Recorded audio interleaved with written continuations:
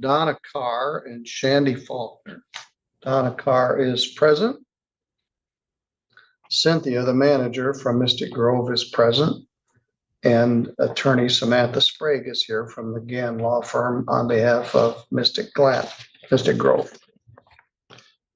We seem to have a lot of tough cases out of this complex, but they're asking you to move out, and they're asking Ms. Faulkner to move out. They filed what's called a termination of tenancy, and as of October 5th, they served a notice on you. They want you to move. In such a case, you have a right to hire an attorney. If you cannot pay for an attorney, the court must give you information about legal aid, and apparently you've been in contact with legal aid and they may be en route. You have a right to have the case heard here in St. Joseph County where the property is located. That's never been an issue, but the law requires that I tell you that. You have a right to demand a jury trial. If you wish to have a jury trial, you must tell me at this first court appearance or make the demand in writing within 5 days and pay the $50 jury demand fee. If you cannot afford to pay the $50 fee, you can ask the judge to waive it. Excuse me, I'm trying not to sneeze. And if you have an inability to pay it, the court can waive the fee. You may be able to reach an agreement with the landlord by going through community dispute resolution or mediation. If both parties are interested, the court can help set that up. Or if you can reach an agreement with the landlord, that means the case will get dismissed. Someone could file a conditional order of dismissal. Ms. Sprague and Cynthia, this is a subsidized rental. Correct. And what is the current rent? Currently, her rental rate is, my apologies, Your Honor, I just need to get to the ledger for the other items. Her rental rate is $299 a month. All right, at this point, they're not asking you to pay rent. They haven't asked for rent. In fact, when a termination of tenancy, they can't even accept rent. Now, they allege a number of serious violations of the lease, one of which is you continue to have an unauthorized tenant in the unit. Cynthia, who is the unauthorized tenant alleged to be? Shandy and her boyfriend. Yes.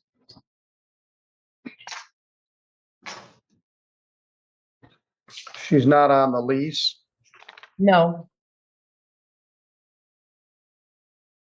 Welcome back, because this one is a mess from the jump. We've got a subsidized apartment, a tenant who says she's trying to do things right, and a landlord pushing for a full move out after alleging serious lease violations. But here's the twist. The biggest issue isn't missed rent, it's an unauthorized tenant living in the unit, and it sounds like it's the tenant's own daughter, plus a boyfriend who may or may not even be properly identified. The judge is already warning about rights, jury trial deadlines, fees, and legal aid, because this can escalate fast. And when one defendant doesn't even show up, that's when things can turn into a default eviction clock. So here's the question. If your family member refuses to leave and could cost you your home, what do you do?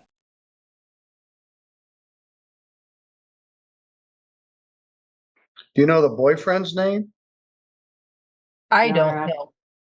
Your Honor, his name is Patrick. Patrick? Patrick. What's his last name?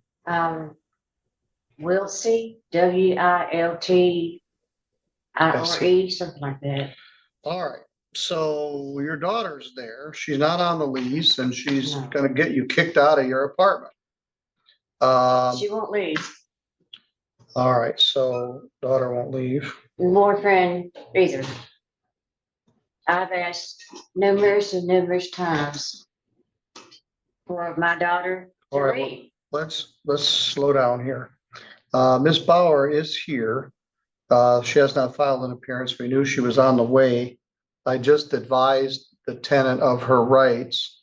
we tried to determine who the unauthorized tenant is, which is causing this termination of tenancy. And we learned that that is her daughter, Shandy Faulkner, who is on the notice, and her boyfriend, I believe his name is Patrick Wiltsey. So now that, and Ms. Bauer, are you going to appear in this case? Yes, Your Honor. Meg Bauer, P84816, appearing on behalf of defendant Donna Carr only. All right. And my apologies to the court. You don't need to apologize. We knew you were on the way, and you've got another case coming up in about an hour, and you asked Ms. Carr to be here, I think, so you could meet with her personally.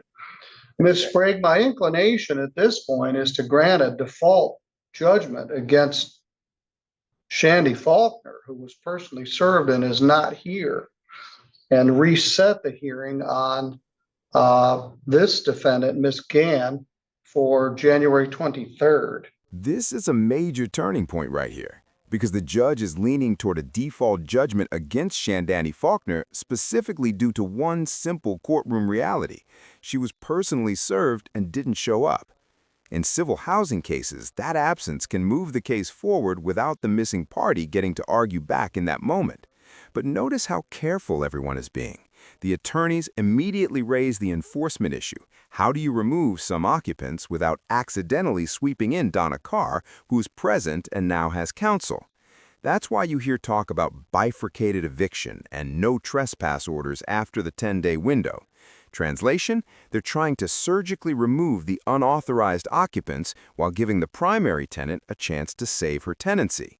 So tell me, should the court hold Donna responsible for a daughter who won't leave? Or is this exactly what legal aid is meant for? Does that make sense to you? It does, Your Honor. My concern, we will of course take the default as to Ms. Faulkner.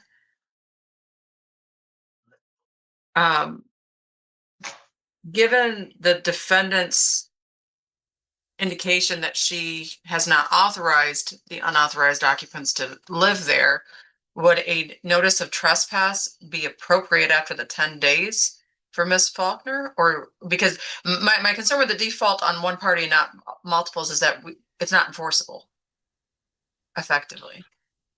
So we'll take the default, but I've done it before. Okay. But Ms. Bauer, you're not representing Ms. Faulkner. Do you have a perspective from Ms. Gann's side? Ms. Carr. Ms. Carr, excuse me. Although I was actually on the phone with Attorney Gann for about 20 minutes this morning. We would actually, had the plaintiff not asked for it or it been brought up, we were going to ask the court for entry of a default against the other defendant, as there was personal service on her. As you have indicated, I have worked on cases in this county where we have done a bifurcated eviction with one tenant remaining and one tenant being evicted. So I do believe that after the 10th day, a no trespass request or direction from the plaintiff would be sufficient to then grant the police authority to apprehend or otherwise take legal action against Ms. Faulkner were she to be on the premises after the 10th day. I don't know anything much about Mr. Travis, but it would seem he hasn't established residency here. He's not named. Yeah, it's not in other parties. If I do all other parties, it's going to evict.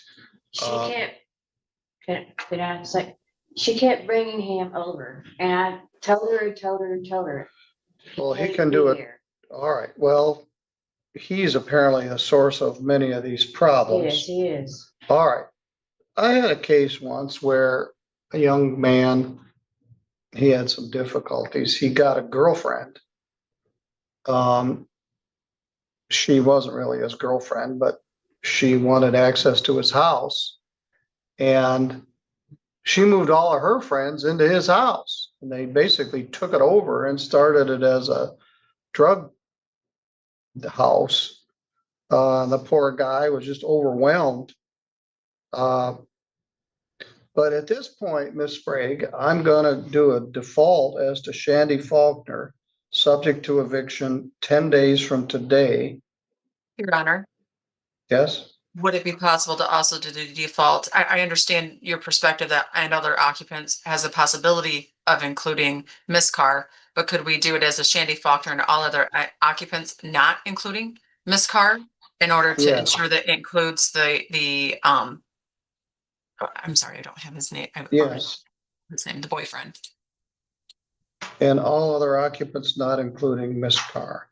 So 10 days from today would be January 19th. I will be back on January 23rd. I'll be back on the 21st, excuse me. Meg, before you got here, I checked with Ms. Sprague to see if Friday, January 23rd at 10:45 would work for her calendar.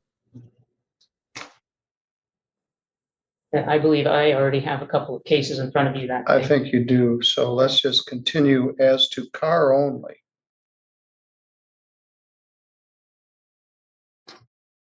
All right, Ms. Sprague, I would ask you if you would send me that judgment by email sooner rather than later. I'm going to be leaving this afternoon as soon as I finish a case, and I'll be gone for a bit. So if you would email that to me, we'll try to evict the non-appearing personally served defendant and other unauthorized occupants. We'll continue as to Ms. Carr and see what our circumstance is on January 23rd. Thank you, Your Honor. We would note that I believe there was a money judgment requested in this matter. Let me confirm that with my file. Well, Yeah. I'm not going to grant it at this point Okay, because I don't know what the status is. We may not, yes, okay. I'm sorry, Judge, I didn't mean to interrupt you. I believe Ms. Carr has attempted to pay her rent, but because this is a termination of Mhm. tenancy, the plaintiff has refused to accept it. We would be willing to waive the Park Forest defense if the plaintiff would accept her rent so that she can continue to stay current. are you willing to accept rent from Ms. Carr? Yes, Your Honor, with that waiver of the Park Forest defense. But my apologies, if Ms. Bauer is not currently representing, can she do that waiver, or does the defendant need to state that on the She record? placed her appearance on the record, Okay, but let's ask, Ms. Carr, are you willing to continue to pay your rent even though in a termination of tenancy case, you could not be compelled to do that? Yes, Your Honor. All right. Rent is how much? $2.99, is that what you told me? Yeah. it's $2.99. Currently, we do show a balance on the account of, Judge, there's a housing choice voucher involved in this case. So Park Forest actually had already been triggered anyways, despite their declining to accept the tenant portion of payment. But again, we've got other interests. We're not interested in raising that case. But my understanding is that the rent is not, we might have some questions about their current rental rate and whether that increased or not for the tenant portion. So Is rent increased for 2026? we show that currently her rent is at 241. It was 241. $2.90. It's at $2.99 currently, and it was previously at.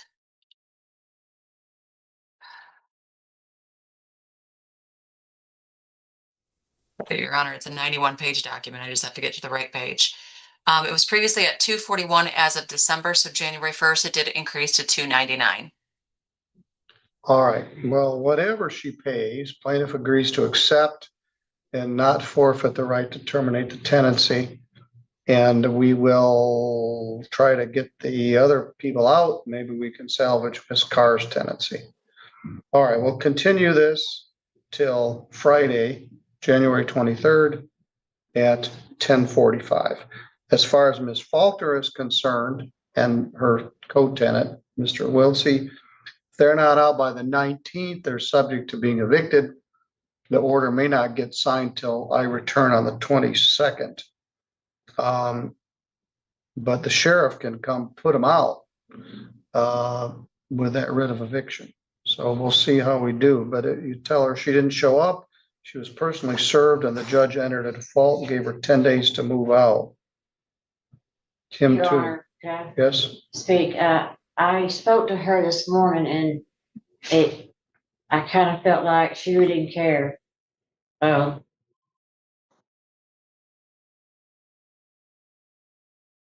Well, if she doesn't care, then she should move.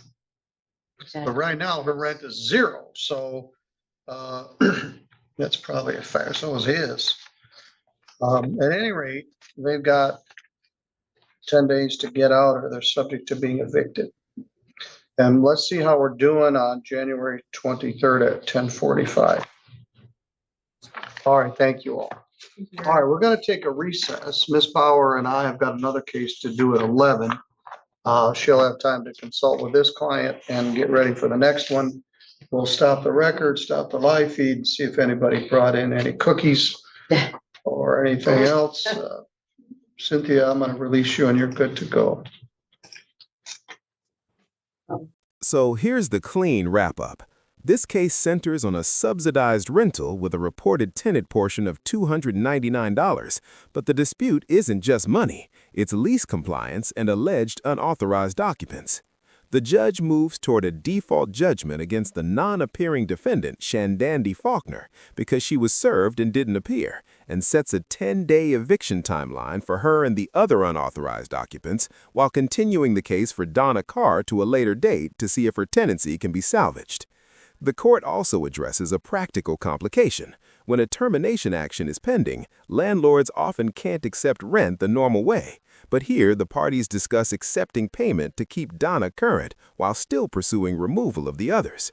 The bigger lesson? Housing court often becomes the collision point between family chaos and strict lease rules, and the judge is trying to separate the two.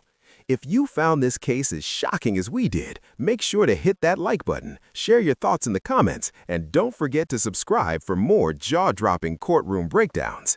All right, we'll stop the live feed. We'll work on